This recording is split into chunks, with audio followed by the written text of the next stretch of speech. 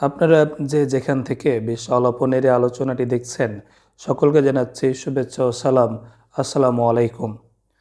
বর্তমান ত্রয়োদশ জাতীয় সংসদে ক্ষমতাসীন রাজনৈতিক দল বিএনপি নেতৃত্বাধীন এ সরকার গঠিত হয় 17 ফেব্রুয়ারি 2026। ইতিমধ্যেই তারা একটি মাস অতিবাহিত করল।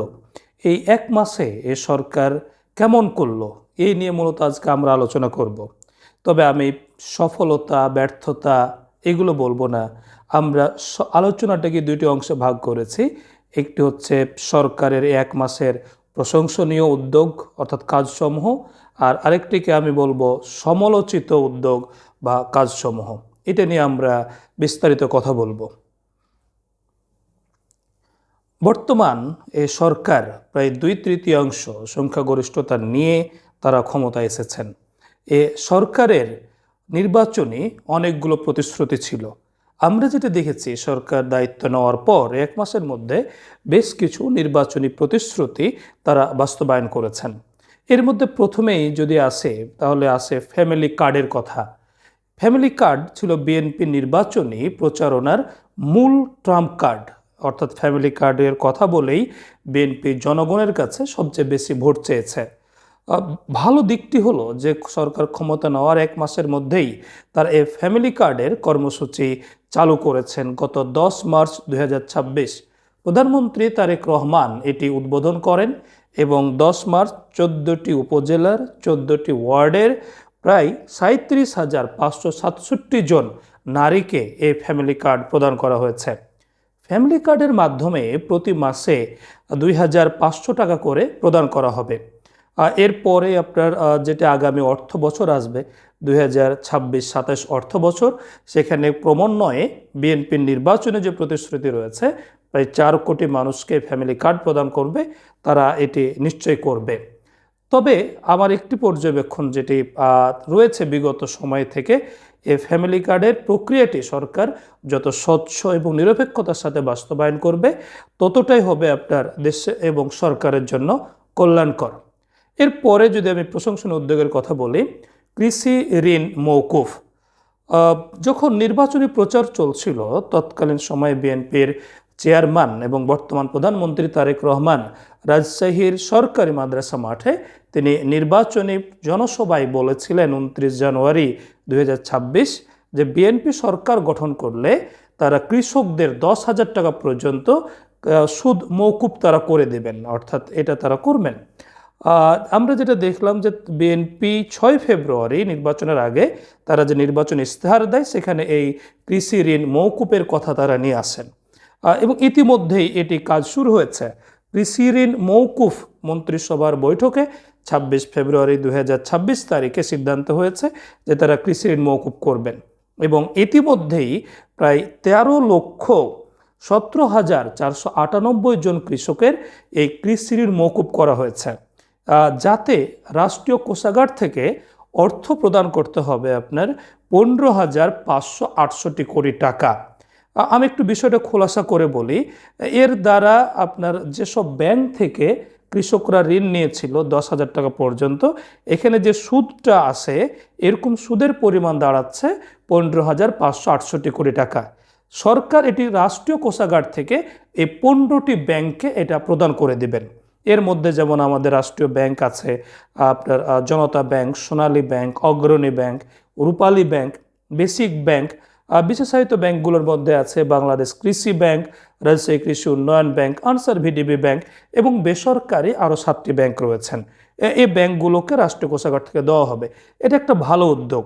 এর আগে যখন বিএনপি, আমি 1991-96 সালের কথা বলছি, তখনকার বিএনপি সরকারও আপনার কৃষকদেরকে 5,000 টাকা পর্যন্ত এই কৃষি ঋণ মওকুফ করেছিল। এই বিএনপির নির্বাচনী প্রচারের আরেকটি সিগনেচার প্রোগ্রাম ছিল তাদের আপনার ইমাম মুয়াজ্জিনদেরকে সম্মাননী ভাতা প্রদান করা। গত 14 মার্চ 2026 তারিখে প্রধানমন্ত্রী তারেক রহমান ইমাম, মুয়াজ্জিন, খতিব, মন্দিরের পুরোহিত, সেবায়েত এবং বৌদ্ধ বিহারের অধ্যক্ষ, উপাধ্যক্ষ যারা রয়েছেন, এরকম পরীক্ষামূলকভাবে 16,992 জন ব্যক্তিকে আপনার সম্মাননী প্রদান করেছেন। মসজিদের ক্ষেত্রে 10,000 টাকা বরাদ্দ প্রতি মসজিদে। এখানে যিনি ইমাম রয়েছেন তিনি 5,000 টাকা, মুয়াজ্জিন যিনি রয়েছেন 3,000 টাকা, এবং যিনি খাদেম রয়েছেন আপনার তিনি পাবেন 2,000 টাকা।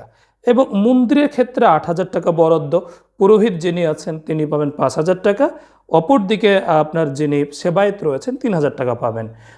বৌদ্ধ বিহার যেগুলো রয়েছে তাদের জন্য 8,000 টাকা বরাদ্দ প্রতি বৌদ্ধ বিহারের জন্য, অর্থাৎ বৌদ্ধ বিহারের যিনি অধ্যক্ষ তিনি পাবেন 5,000 টাকা, উপাধ্যক্ষ পাবেন 3,000 টাকা।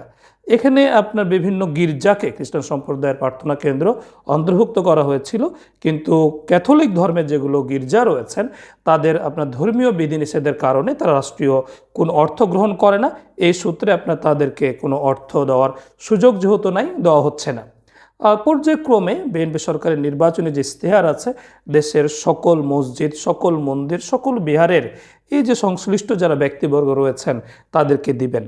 এটি একটি নিঃসন্দেহে ভালো উদ্যোগ, এবং এটা এই 1 মাসের মধ্যে সরকার এটা প্রশংসার যোগ্য, এবং এটা আমরা প্রশংসা করতে পারি। তবে ভবিষ্যতে এটা যেন স্বচ্ছতা, নিরপেক্ষতা থেকে, মানদণ্ড থেকে যেন প্রদান করা হয়, এই বিষয়টি থাকবে। সঙ্গে ইমাম মুয়াজ্জিনদেরকে যেন দলীয়ভাবে এখানে বিভিন্ন আত্মীকরণ করার চেষ্টা যেন না হয়, তাদেরকে নিরপেক্ষভাবে কথা বলতে দেওয়া হয়, নিরপেক্ষ ভূমিকা পালন করার জন্য তাদের সুযোগ দেওয়া হয়, এই বিষয়টি সরকারের অনুরোধ থাকবে এবং তারা এটি অব্যাহত রাখবেন। তাহলে সরকারের সফল কর্মসূচি বাস্তবায়িত হবে। বিএনপির নির্বাচনী প্রতিশ্রুতির আরেকটি বড় উল্লেখযোগ্য প্রচারণার মাধ্যম ছিল খাল খনন কর্মসূচি। আপনারা অনেকেই যারা বয়স্ক মানুষ আছেন তারা মনে রাখবেন যে শহীদ প্রেসিডেন্ট জিয়াউর রহমান 1977 সালে এই খাল খনন কর্মসূচি সর্বপ্রথম চালু করেছিলেন। বিএনপি এবারের নির্বাচনে বিভিন্ন প্রচারণায় তারা এই খাল খনন কর্মসূচির প্রোগ্রাম বলেছিলেন, এবং 20,000 কিলোমিটার এই খাল খনন বা পুনঃখনন করা হবে বলে তারা উল্লেখ করেছিলেন। আমরা যেটি দেখলাম যে 1 মাসের মধ্যেই এই সরকার দায়িত্ব নেওয়ার তারা এই খাল খনন কর্মসূচি শুরু করেছেন। গত 16 মার্চ প্রধানমন্ত্রী তারেক রহমান দিনাজপুরের কাহারোল উপজেলার বলরামপুরের সাহাপাড়া নামক স্থানে আপনার একটি খাল খনন মাধ্যমে দিয়ে এই খাল খনন কর্মসূচি শুরু হয়েছে। আমি একটু বিস্তারিত আপনাদেরকে বলি। এই খাল খনন কর্মসূচি এটা পরিচালিত হবে পানি সম্পদ মন্ত্রণালয়ের মাধ্যমে।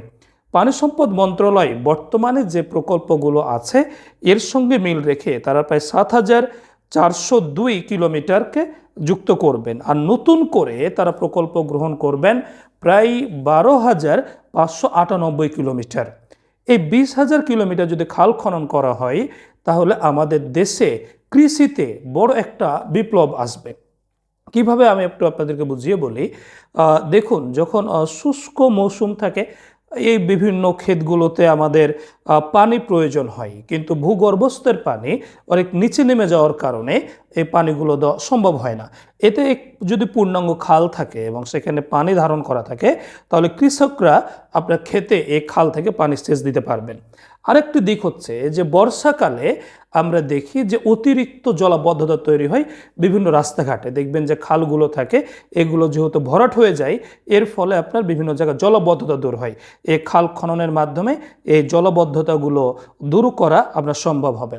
তাছাড়া আপনার এই খাল যেগুলো করা হয়েছে, বিএনপির আরেকটি নির্বাচনী প্রতিশ্রুতি আছে বৃক্ষরোপণ কর্মসূচি, এবং সরকার যেটি জানাচ্ছে তারা এই খালের 2 পাশে তারা আপনার ফলদ এবং ঔষধ ও বনজ বৃক্ষরোপণ করবেন। এতে করে পরিবেশের ভারসাম্য রক্ষা হবে, কারণ আমাদের বাংলাদেশে আপনার মোট আয়তনের তুলনায় যে পরিমাণ বনভূমি থাকা প্রয়োজন তার অনেক কম আছে। এখানে একটি বিষয় আপনাদেরকে আমি বলি, একটা দেশের পরিবেশের ভারসাম্য রক্ষার জন্য 25% বনভূমি থাকা প্রয়োজন, যেখানে আমাদের বাংলাদেশের সরকারি তথ্য অনুযায়ী 17.08% বনভূমি রয়েছে। তাহলে আমাদের প্রয়োজনের তুলনায় অনেক বনভূমি কম রয়েছে। যদি বিএনপি সরকার তারা এই বৃক্ষরোপণ কর্মসূচিটি অব্যাহত রাখতে পারে এবং সেটা খালকে কেন্দ্র করে, যেমন খাল খনন কর্মসূচির মাধ্যমে কৃষিতে যেমন কাজ হচ্ছে, আমাদের পরিবেশেরও ভারসাম্য রক্ষা হবে। তবে এখানে একটি বিষয় দেখতে হবে যে এ খাল বা পুনঃখনন কর্মসূচি করতে গিয়ে যেন কোনো মানুষ ক্ষতিগ্রস্ত না হয়, কারো জমিকে যেন জোর করে না হয়। বাংলাদেশে বহু খাল রয়েছে যেগুলো বিভিন্ন সময় ভরাট হয়ে গেছে, সরকারকে এই বিষয়গুলো আমলে নিতে হবে, ওই খালগুলো যেন পুনরুদ্ধার করতে পারে এবং নতুন করে যদি খাল খনন কোনো জায়গায় করার প্রয়োজন হয় যেন ন্যায্য মূল্য দিয়ে সে ভূমিটা অধিগ্রহণ করতে হয়। এ বিষয়গুলো আপনার সরকারের কাছে থাকবেন। এছাড়াও সরকার বেশ কিছু আরও প্রশংসনীয় উদ্যোগ নিয়েছেন, যেমন প্রধানমন্ত্রী তারেক রহমান নারীদের জন্য আপনার বাস সার্ভিস চালু করার নির্দেশ দিয়েছেন। ইতিমধ্যেই আপনার বিআরটিএ তারা এই কার্যক্রম শুরু করেছেন। আমি একটু আপনাদের বলি যে নারীরা যেন নিরাপত্তার সাথে আপনার চলাফেরা করতে পারে, এ কারণে শুধু নারীদের দ্বারাই পরিচালিত হবে বাস সার্ভিস, যার নাম দেওয়া হচ্ছে মহিলা বাস সার্ভিস। চালক হবেন নারী, কন্ডাক্টর হবেন নারী, সহকারী অর্থাৎ হেল্পার যিনি তিনিও হবেন নারী। এটি একটি প্রশংসনীয় উদ্যোগ এবং এটা খুব দ্রুত আপনার বাস্তবায়ন হবে, কারণ বিআরটিএ ইতিমধ্যেই তারা এটি নিয়ে কার্যক্রম শুরু করেছেন। তাছাড়া প্রধানমন্ত্রী যেটি করেছেন এবার গত আপনার 14 মার্চ 12টি সিটি কর্পোরেশনের যারা পরিচ্ছন্নতা কর্মী রয়েছেন তাদেরকে ঈদ উপহার হিসাবে তিনি 5,000 টাকা করে প্রতি পরিচ্ছন্ন কর্মীকে এটা উপহার দিয়েছেন। এই যে তৃণমূল পর্যায়ের মানুষদেরকে ঈদ আনন্দ দেওয়ার একটা ব্যবস্থা করা, এটি প্রধানমন্ত্রীর ভালো উদ্যোগ। আমি সামগ্রিকভাবে সরকারকেও এর জন্য কৃতিত্ব দিতে চাই। তাছাড়া সরকারের আরও বেশ কিছু উদ্যোগের কথা আমরা শুনছি, যেমন বলা হচ্ছে যে এই সরকার আপনার কৃষক কার্ড তারা আগামী 14 এপ্রিল থেকে চালু করবেন, এগুলো ভালো উদ্যোগ। আরেকটি উদ্যোগের কথা আমি বলি যে ত্রয়োদশ যে জাতীয় সংসদ, এটি 12 মার্চ প্রথম অধিবেশন শুরু হয়।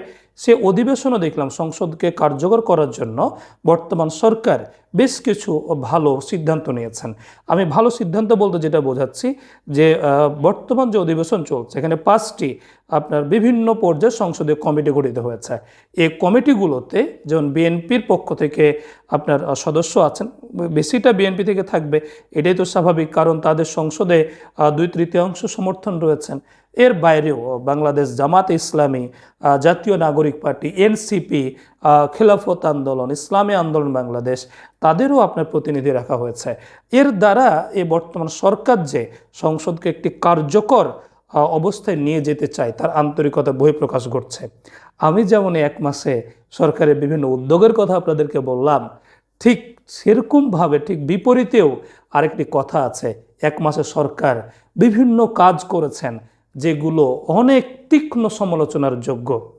আমি আপনাদেরকে আগামী দিন এই সরকারের 1 মাসের সমালোচিত যেগুলো আপনার কার্যক্রম রয়েছে এই কার্যক্রমগুলো ইনশাআল্লাহ তুলে ধরব, যাতে করে সরকার তারা দায়িত্ব পালনে আরও সচেতন হয়।